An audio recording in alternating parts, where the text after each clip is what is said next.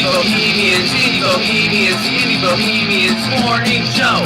Indie Bohemians. This is Paulina Combow from the Indie Bohemians morning show, and I was at the Tennessee Renaissance Festival over the weekend, and I caught a show called Buckle and Swash. I thought it was so funny. I had to know more about these guys. So here is Tom Zadoyko and Ryan Gigliotti, also known as Buckle and Swash. Sure. This is Tom.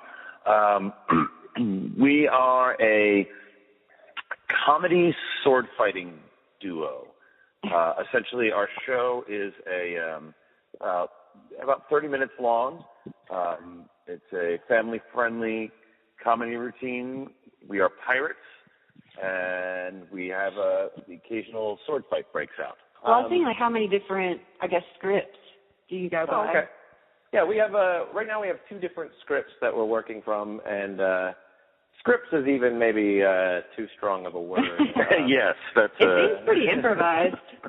Yeah, we're it's our own show of our own creation, so we are often drifting off on tangents of our own to see where it leads us. Yeah. So how did you guys get together, and how did you guys come up with the shows? Oh, good heavens. It started way back in the depths of time. And by that I mean 1992. Oh, boy. Yeah. We both were working. Yeah, it's a long time. We were both working together at the Pennsylvania Renaissance Fair in their local acting company. And we became friends there. Not too long after, Tom hooked up with a partner of his, and they were doing shows at other festivals around the country. Again, sword fighting comedy shows. And I was going to say 3 years ago, but even really started before that. Because Tom and I have known each other so long, in instances where one of us needed someone to fill in for a weekend or two, because of the other partner wasn't able to make it, we were able to easily do that, step in and work together on that. And then about 2 years ago, about 3 years ago, both of us were, partnerless, for lack of a better word. And then Tennessee wanted to have us do a show, so we went to Tennessee and did the show there. This is Tom again. Originally, so Ryan was doing a show with his wife, and then they eventually settled in Orlando. I started doing a show with another gentleman. That lasted for a number of years, and then he left to do something else, and so I started doing a show with yet another individual. And about 2.5, 3 years ago, he decided to leave and do something else. And so Ryan had just become, his schedule had freed up a little bit more, and he was able to do it, which is perfect because, to be honest, when I originally wanted to do a sword fighting show, I wanted to do it with Ryan. And this was about, a dozen years ago. Mm-hmm. But I couldn't because he was already doing one with his wife. So you had to kill her. No, I'd have a tough time of doing that. She's tough. Yeah. So what's the deal? And also a sword fighter. Yeah. Well, how come the three of you guys don't team up? Well, we find that the two-person dynamic is really that's the dynamic that works best for that kind of a show. Mm-hmm. You look at all the classic vaudeville acts like Abbott and Costello or Laurel and Hardy, and it's a two-person dynamic. You've got basically the high status character and the low status character, and that's the tried and true format for that type of show. Yeah. And then so what's kind of I guess it seems like the sword fighting is sort of the glue that keeps you guys together in between your different shows. So where did that start, the sword fighting? I actually think that the sword fighting is just a cunning trick. Sword fighting is the hook that's how I see it. Sword fighting is the hook that is a fast way to tell the audience what we do. Hey, we're a sword fighting show. People go, sword fighting, that's interesting. Let's come see that. But the secret is that if we just sword fought for 25 minutes, that would get really boring really fast. So what they're actually enjoying is they're enjoying the dynamic between the two characters and the sort of the character interaction and the dialogue. A great example of that, if I may, is that so you have a juggler, like I was doing a juggling routine, and it's cool and it's neat what he's doing, but you might show up to see this guy do some dexterous feat, but you stay for his comedy. You stay for the funny. That's why you keep coming around. So the same with us. Our sword fighting is what gets your attention. It goes, ooh, they're swinging swords, dangerous, exciting. But really, the reason why you stay and the reason why you come back is because we make you laugh.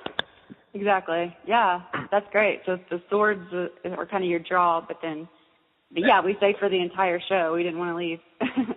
Right. So yeah, and I was super impressed with just the writing of it. I know you guys improvise a lot, but because I do stand up mostly writing, and there's a laugh per minute kind of thing that's always in the back of your head. Oh yeah. And I just thought that you guys had a ton of laughs per minute and like tags to everything, and just so many laughs constantly going all the time. So it was so funny. And then you guys also had a lot of jokes in there for the parents and the adults too. Because I remember when you made that joke about student loans, I was like, oh yeah, they've got the parents in mind too.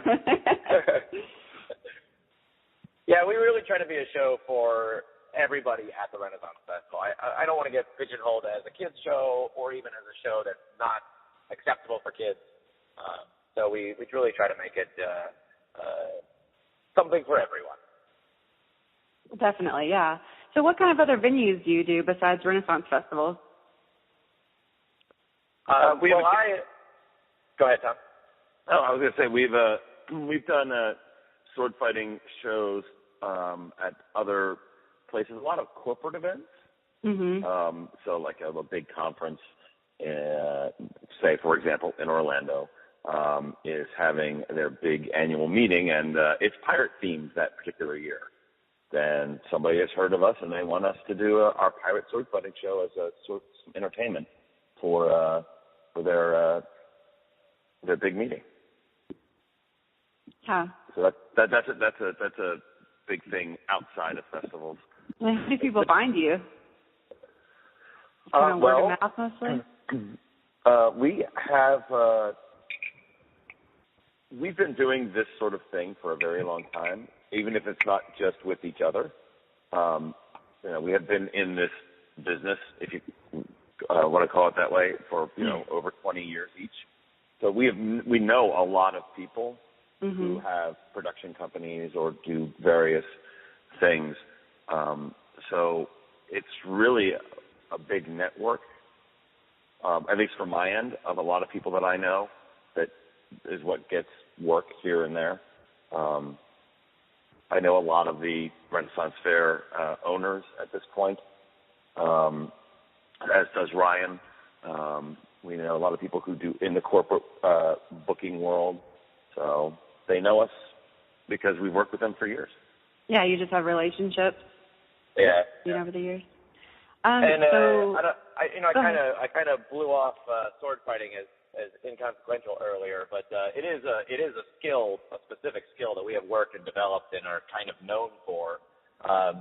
So when people are looking for sword fighters, they will oftentimes think of us. A story that I like to tell is a couple of years ago, one of the big convention centers here in town was looking for some sword fighters. We put in a bid on it. We lost the bid to a third-party, basically party planner that was going to bring in their own entertainment. So we lost the bid to them, but then that company turned around and called us anyway, so we didn't anyway. Oh, weird. Yeah, so weird that we were kind of bidding against ourselves, but that's but the nice thing is that when people are looking for sword fighters, we're pretty high on that list of people that they call. Awesome. Okay, so did I see a post or something that you guys were sick this past weekend? Oh, no, the weekend before. Okay. I was like, you guys were both sick at the show I saw. That's really impressive. Do you have any kind of nightmare shows or horrible situations? Oh, I don't know. I mean, there's every show is different because every audience is different. We just before we came up to Tennessee, we were performing at the Florida Renaissance Festival down in the sort of the Fort Lauderdale area, and that show was great. We had a great time there. Those audiences are completely different from the Tennessee audiences. So where the jokes per minute and the throwaways and the tags that work in Tennessee don't work in the Fort Lauderdale area, so you have to adjust what you're doing, and there's always the shows that are going to be much better than any other shows, and then the inverse of that is that you're going to occasionally have the show that's not as good as your favorite show. But I was just building on what Ryan just said. You have to play to the room. I have a couple of friends who are all have physics degrees back in Philadelphia that we all went to college together, and we were sitting there one night, and we were talking about unified string theory, if you know what that is. Hawking. Right, and basically, all these equations should all work together, but they don't, so there must be variables that just are not there to make the equations work anyway. So we finished talking about that, and then they asked, how are my shows going? And I mentioned to them that, if I have 40 jokes in the show, if I do the show in Michigan, they'll get 35 of them. And if I do the show in Tennessee, they'll get 38, but there'll be a different 38 than that 35. Mm-hmm. So there's the overlap. And my friend just looked at me and goes, you have just described the unified string theory of comedy. Put on a pop song and a graph paper writing a book. That's awesome. Yeah, I'm writing that down. Sorry.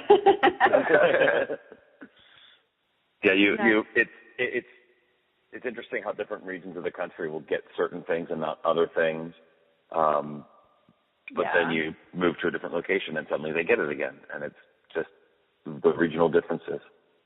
Oh yeah, I find that's a challenge from being based in the South. Like, you guys are in Florida, right?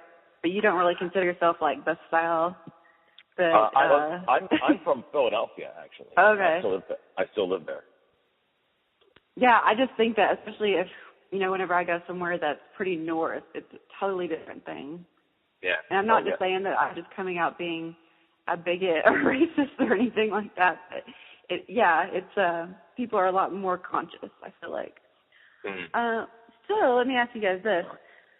In comedy, a lot of the times you're basically told don't ever do a show outside, and that's what you guys are mostly doing, right, at these Renaissance festivals? Oh, yeah, it's all outside. It is outdoor theater. So what are some of the challenges there? Well, weather is, of course, the biggest thing. Weather has both an immediate effect on our stage and the comfort of the audience, and it makes the stage slick, so we're sliding around trying to sword fight. But then it can also have a longer-term effect of keeping the audience away if the forecast looks like it's going to rain.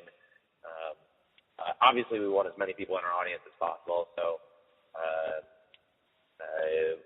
we have to kind of keep an eye on the weather as well. If it's really hot, we will sometimes cut certain pieces of the show to make the show go faster because we don't want the audience to sit in the heat for too long. They're going to get uncomfortable. Oh, that's true. Or sometimes we have been looking at the sky and we can see behind the audience the dark clouds rolling in. And we're like, it's gonna pour down rain here in about the next 5 minutes. So we'll speed up to try to get through the show so they can get to cover without actually having to scatter while the show's still going on. Well, yeah, I did notice, too, that there is water incorporated into your act. Does that have something to do with it, just cooling off? That was originally put in just for sheer comedy. It's funny to, splash water on a guy. Comedy ensues. Thanks so much to Tom and Ryan. You can find them on Facebook. Just search Buckle and Swash Show. And while you're on a liking spree, why don't you head on over to the Indie Bohemians Facebook page and give us a like. That's facebook.com/IndieBohemiansRFN.